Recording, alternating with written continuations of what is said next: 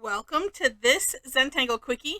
My name is Heather Hartwick Gladden. I'm a certified Zentangle teacher, and today we're going to take a look at the Tangle Triumph from CZT Milde Weiss. This is they're all neat, otherwise I probably wouldn't do them. um, but this one caught my eye. I can see several different ways to use this. Make sure to take a look at the for more inspiration link for some ideas. There's a number of them that Milde has done using it as a border or a ribbon type tangle, so you could have a lot of fun. I'm gonna just have them scattered. All right, so we're gonna start off with an orb, of course, whatever size you want. Then smaller one in the inside, and then around the outside little spirals. And I haven't, well, let's see. I want to say I haven't quite got how I like to do them yet, because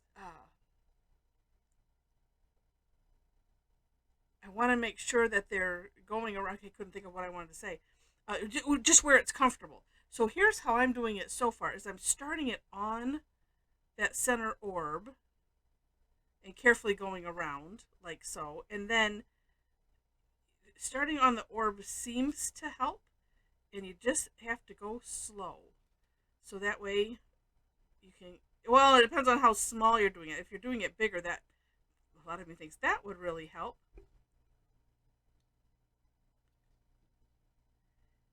And also just continuing to turn the tile so that the little section that you're working on is facing you. And then always this last one is like, well, oh, look at, start one size. That's just, that. I mean, that's par for my course. There, we squeeze one in there. All right. From here. Now, this part, you can decide which way you want to go. I'm going to start off, we'll just do some straight lines. And what I did first is, so I'm going in the little crevice in between all of them. And actually, I'm going to do it towards me, I think. Yeah, sort of towards me. And I'm turning the tile so that way each crevice is kind of in the same or similar position. So that way, my aim is to try to have these radiating out as evenly as possible, and not have,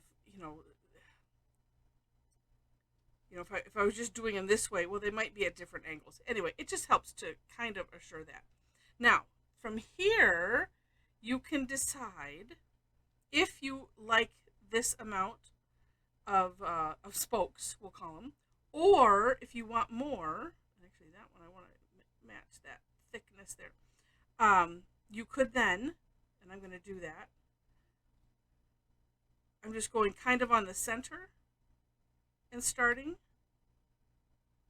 And if they're looking, you say it doesn't matter, but it looks like on Milde's, it looks like this is what she's done.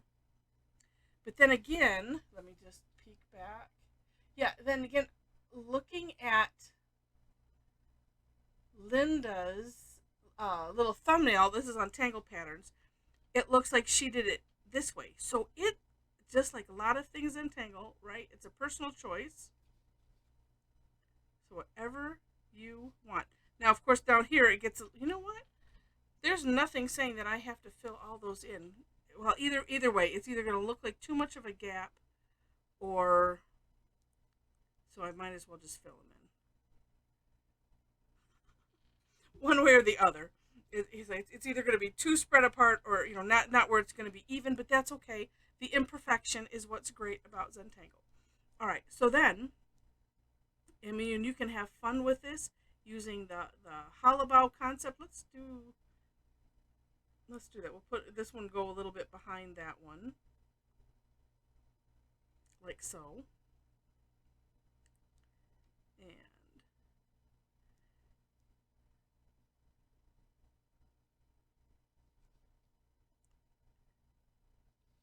This is a nice one because it has so few steps.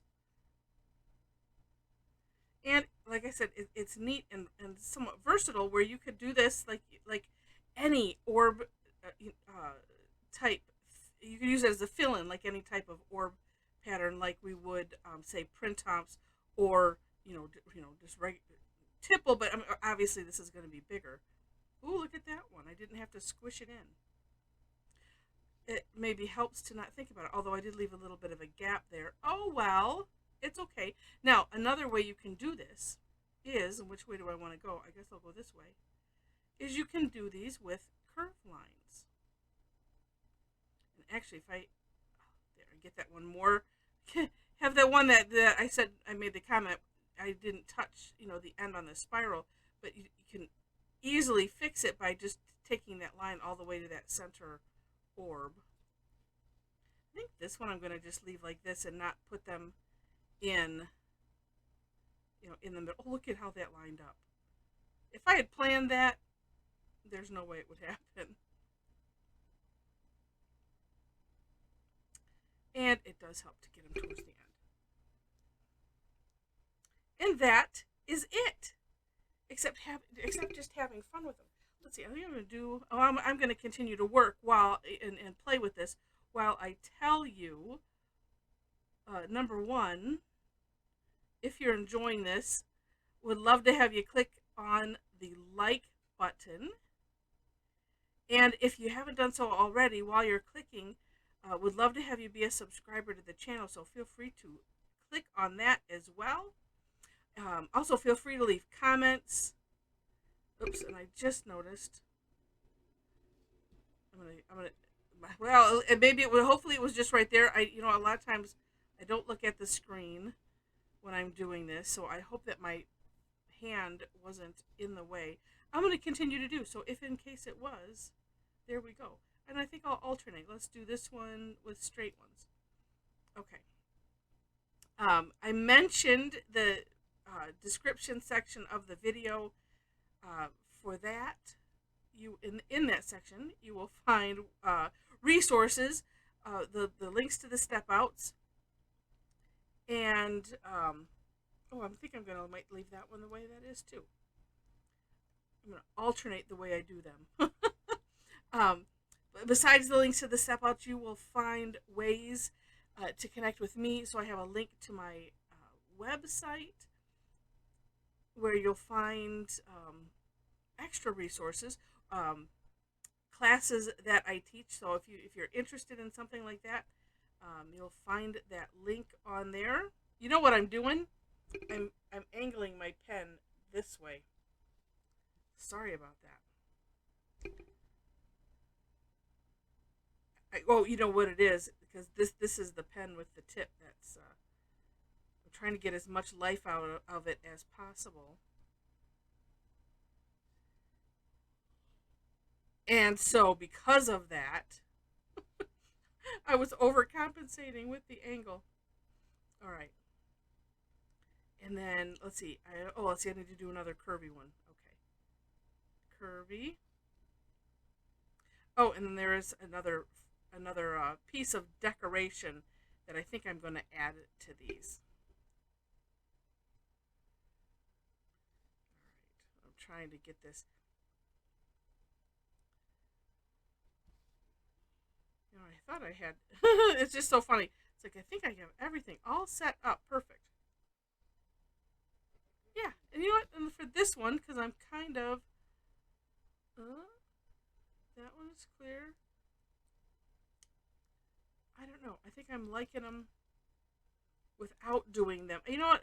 And I'm thinking, for the looks of this one. Well, I am just goofing around, so. What I'm debating on, without telling you, is whether to put more lines in or not. I just don't know, but I can come back and do that afterwards. All right, let's see if I can get this without. There we go. That's better. Something else, as I've interrupted myself because I'm good at that. This one's going behind. that one's going behind. Okay. Playing with the size of these spirals. Because so far I've done them teeny tiny. This one I'm doing it bigger on purpose. There we go. And let's do this one straight lines also. And we'll do some shading too. But back to the stuff that I usually say at the end. So like I said, you will find links to classes, other resources, things like that. Also in the description section, link to my Facebook page. So if you happen to be on Facebook and want to follow me there, that would be lovely. Also, link to our private Facebook group. So if you want to hang out with a bunch of Tangle Addicts, we would love to have you. I feel like I need to add some more in there, but that's okay. Let's add the shading. All right. For these, I was, just like I would do kind of with most other orbs, just putting it around the outside. This one has a lot of graphite on it. I'm nervous. I should have just used it.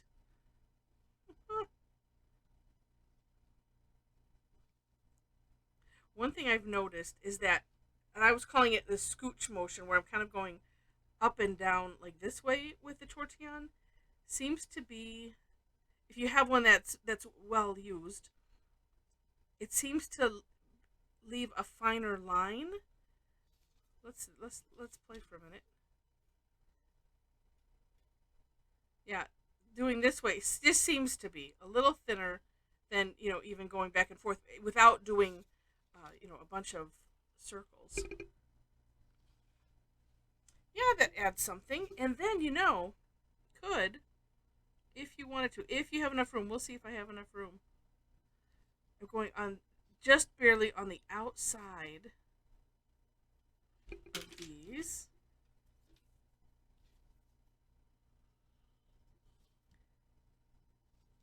And I'm moving the graphite ever so gently. This time just a little bit side to side. I want to spread it out so there's a little gradient. Look at that. And so it kind of pops this up and raises that center up because I don't have graphite inside of it. And actually, I love how when you put graphite around something, it almost makes it look like it's lighter than everything else. Something else that Linda did on her. No, I'm sorry. It's on Milde's also, on one of her samples. On the ends, I'm going to do that on this one because I have room. I might do it on another one. This one I might put in more lines just because it seems so open.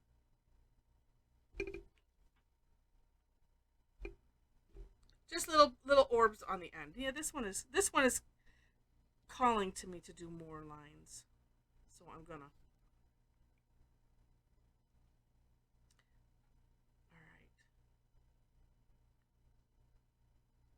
Oh, after I fill those in, I'm thinking, I didn't have to fill those ones in. Let's just see what that looks like without.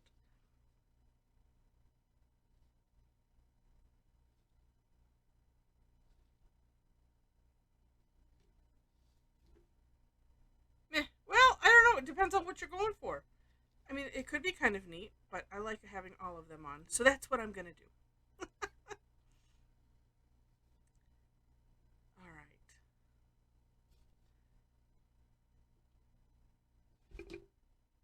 Just fun. All right, let's, oh, and as in looking, I'm going to try it a different way.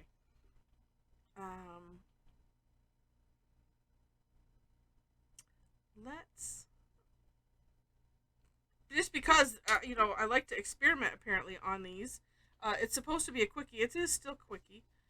But, I've added to the quickie in that we're doing more than just how to do the tangle. Oh, see, that's kind of interesting. And it just, it's like I've colored all of those in. That's essentially what I did. And let's just put some on the very outside. I'm using what's left on the tortillon because every once in a while it is really nice to just kind of wipe it all off. You can always go back and add some graphite with, you know. Oh, I like that. It's ever so just a little bit. Sorry, I might bump my table here too. I'm thinking I'm liking the straight lined ones with more lines than the curved ones, because the curved one, it kind of takes up some space. So I'm going to add some, and yeah, I like it. All right. What else do I need to mention? Because a lot of this I can do. I've showed you how to do this, and I like it because it's super easy. And since I have that one with the little dots, I need to balance it off, don't I? Yes, I do. So I'm going to right here. All right. Let me think really quick. I've mentioned this stuff in the description section. I do classes twice a week. Just to, by the way, I mentioned that you could see that I do them twice a week. A lot of them are free, but I do have some that are paid. I also have a membership club. So if you come and check us out for free. And if you like it enough, and actually at the time of this recording, if you like it enough that you would at least pay for a class, a month, then you want to take a look at the membership club, because that's about what it costs, and you get all access to the online stuff I do. And I have I have 3 classes, so 3 weeks, 3 classes a month, and they're double sessions, and it's all included in the price it is currently, and that's going to be going up August 1st, as of right now, August 1st, unless for some reason I find some need to delay it. But that is the plan, because I've added some classes, and I need to do that. So, but I like to give at least a warning. But check us out for free and all of that. I like to think I know we have a great group of people, and we have a lot of fun with everything that we do, and create some really nice art. So come and join us. It's a load of fun. All right, so with that, I'm going to finish playing, and thank you so much for watching and listening, and I wish you happy tangling. Have fun.